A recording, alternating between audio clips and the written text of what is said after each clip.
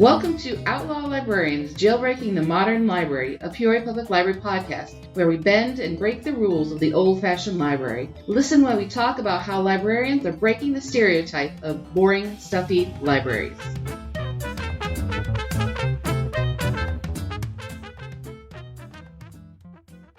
Welcome to Outlaw Librarian podcast, Jailbreaking the Modern Library, a Peoria Public Library podcast. I'm Amanda, and welcome back. This is podcast number 4, Fairytales, Escape from Reality. I'm here with Nena Burbank. Welcome, Nena. Hi. How long have you worked for Peoria Public Library, and what do you do? All right, we have to do math now, right? Yeah.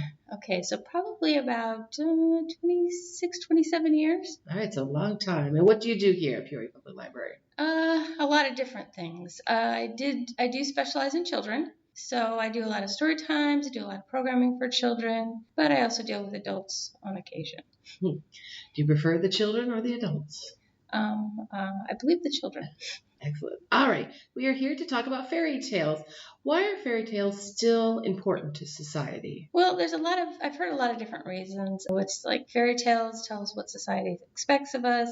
Fairy tales basically give us a sense of justice because everything comes out happy in the end. In our world, not that much. So, but my feeling on, especially for children, is a sense of wonder, a sense of looking beyond what our real world has and seeing the fantastic, escaping into that fantastic and still learning about what's right, what's wrong.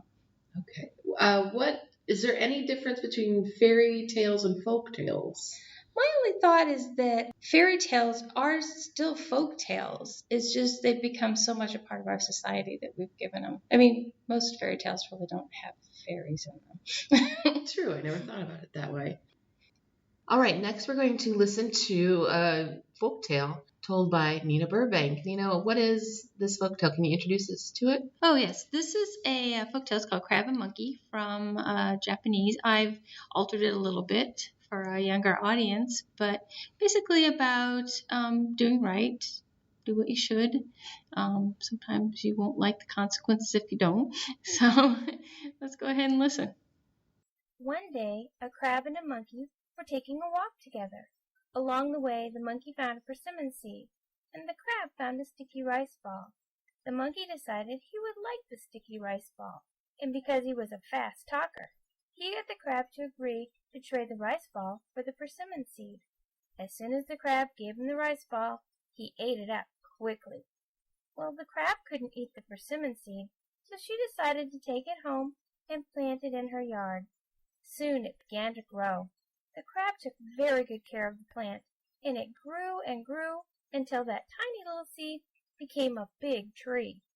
When the crab looked at the tree one autumn, she saw that it was full of big, juicy, very tasty-looking persimmon fruit. The crab would have loved to eat some of those persimmons, but she had a very big problem. No matter how hard she tried, she couldn't climb up the tree to pick them. The crab thought and thought, and finally decided to ask for some help. The monkey was good at climbing, so the crab asked the monkey to climb up the tree and help her by picking the persimmons. In return, the crab said she would share what was picked. Now the monkey, who wasn't always as nice as he should be, liked persimmons even better than sticky rice balls. So when he climbed up the tree, he didn't just pick all the ripe persimmons, he ate them. The only ones he threw down to the crab were the hard green ones that weren't ripe yet. One of them landed on the crab and hurt her quite badly. The monkey didn't even say sorry. He just laughed and ran away. By this time, the crab was not just hurt, she was angry. She asked 3 of her friends, a mortar, a hornet, and a chestnut, to help her punish that mean old monkey. A couple of days later, the crab asked the monkey to come for tea, while her 3 friends hid themselves around her house. The monkey, not remembering the way he had acted last time, came. When the monkey entered the house, the crab gave him a seat by the fire. The chestnut, who was hiding in the fire roasting itself, suddenly popped up and hit the monkey on the neck, giving him a nasty burn. As the monkey jumped up yelling, the hornet zoomed down and stung him. The monkey went to dash out the front, but the mortar was sitting up above the door and fell right on his head with a loud thump. Ooh, did that hurt! At that, the monkey saw there was no way out, so he bowed down low to the crab and his friends. He said he had been wrong to take the crabs right for Simmons and hit her with the hard ones. The monkey promised never to do such a mean thing again, and asked the crab to forgive him. The crab forgave the monkey, and all of them became good friends, although sometimes the monkey had to be reminded to be good. The end. All right, that was wonderful.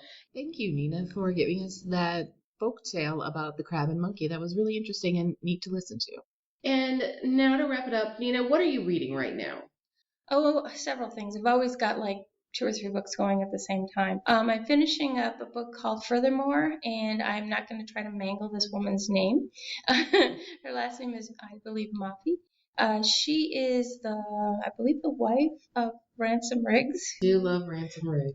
So the book is pretty much what you'd expect someone who is like going with it, part of him, would write. It's a very strange story. It's an interesting story. It's kind of like a head scratcher sometimes, but I think ultimately it's a really good story. I'm also reading Animated Storytelling, which is a guide to making a good animated film, which is kind of interesting. So I see that more of that in our future, maybe. All right. Well, thank you for listening to Outlaw Librarian, a Jailbreaking the Modern Library, a Peoria Public Library podcast. We have talked about Fairytales with Nena Burbank, and hope you join us next time. Thanks for listening to us here on Outlaw Librarians, Jailbreaking the Modern Library, a Peoria Public Library podcast. We strive to break the rules and laws of the old silent libraries and make them fun and exciting again. We hope you enjoyed listening and learning about the new noisy rules of libraries. You're a daisy!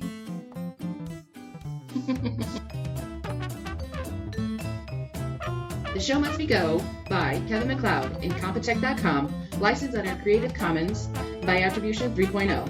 Website http://creativecommons.org/licenses/by/3.0/